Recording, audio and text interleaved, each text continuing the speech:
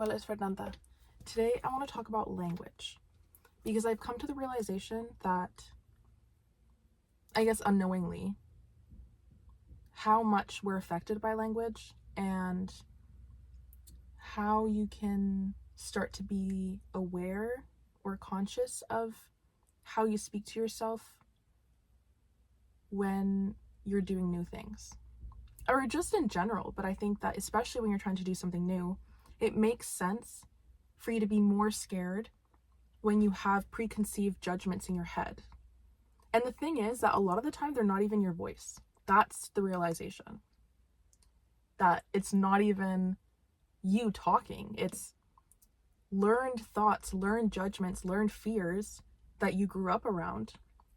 And now that you're an adult, it's ingrained in your head of speaking to yourself that way. And it's not even about being encouraging, but even when you mess something up, how do you talk to yourself? Like if I do something wrong, now I'm like, oops. Or I'll be like, oh, that was silly. I don't call myself stupid. I don't call myself an idiot. I'm not like, why would you do that? And like, it's not helpful. And it goes the same for if I'm doing something new. I talk to myself the way I want to be spoken to. And I imagine speaking to a small child that's just trying to do something. So instead of saying, I don't even know what you'd say. That's like rude. But instead of that, you could say, you know what? It makes sense that you're scared right now. This thing that you're doing, it's new. You've never experienced it before, but it's not wrong. And if it doesn't turn out the way you like, you can always try again. And it's very brave that you're putting yourself out of your comfort zone. And see how those are more helpful than, no, don't do it. It's going to go wrong. And,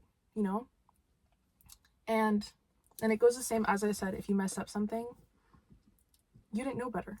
You're doing the best you could with the information that you had at the time. And the next time that you know something better, you're going to do better. And even to the point of your body image, the way that you think about yourself. A lot of the time, we have ideas of, I need to look this way in order to be loved. I'm only beautiful when I look like this. Like, it's really not true. And actually, that's mentioned in the 4 agreements, or also in the 5th agreement, that language is subjective, and you can look at a tree and say it's beautiful, or you can look at a flower and say it's beautiful, but what actually makes that tree or flower beautiful? Because someone else could see that same thing and not think it's beautiful. So then what is truth, right? And they also talk about being impeccable to your word. I think that's the other thing, is that, sorry, I'll stop pointing, is that when you're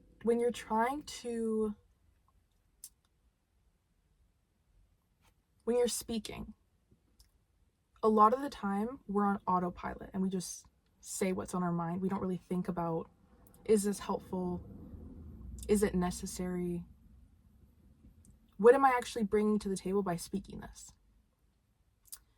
And sometimes it's more powerful to just not say anything than to fill space just because we feel like we need to, or give an opinion just because we feel like we need to, when a lot of the time it's not actually necessary and it's not helpful.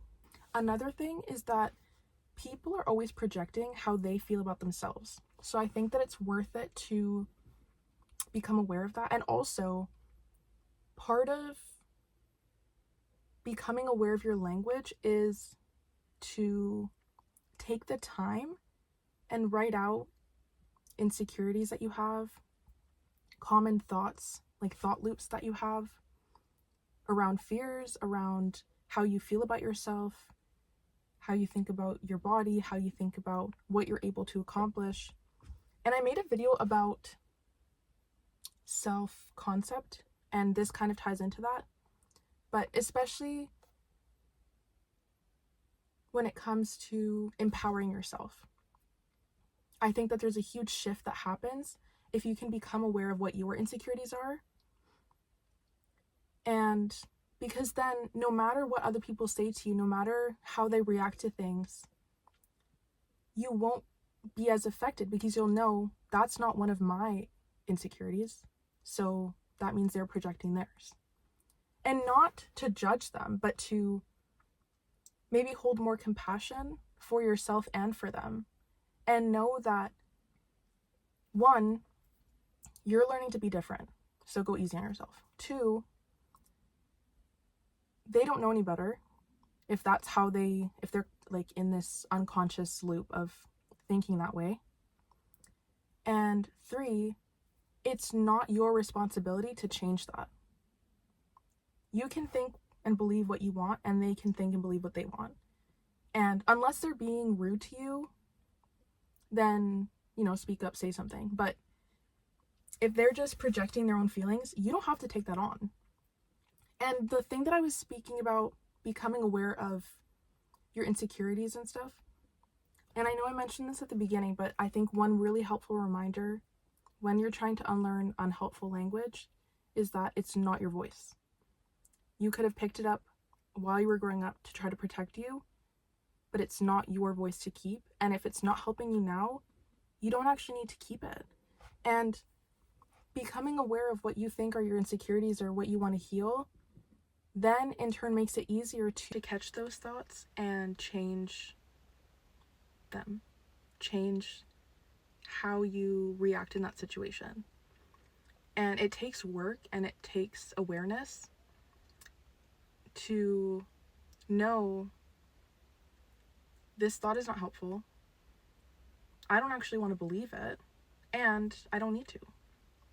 And then choose the new thought. Instead of thinking, I'm ugly, you don't have to go into I'm so beautiful, but you can just question it. You can think, am I? What even does ugly mean? Who gets to choose what is pretty and what's not? What's beautiful and what's not? And through that process, then you can start to think about, okay, what is a more helpful thought, a reassuring thought that actually makes me feel good? And you can slowly start to do that with everything. And then the more that you do that, the more you feel safe and welcome within yourself. And you don't need to carry this guilt or shame or, unhelpful emotions around these thoughts. And it's a lot more freeing, and it feels like it takes off more pressure because you're not trying to fit a mold anymore.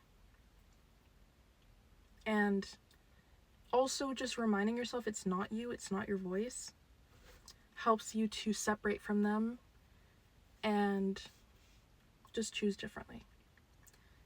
And I think that you'll start to see that the more that you can challenge those thoughts, you're going to start to act differently too, because they won't be holding you back the same way that they were before.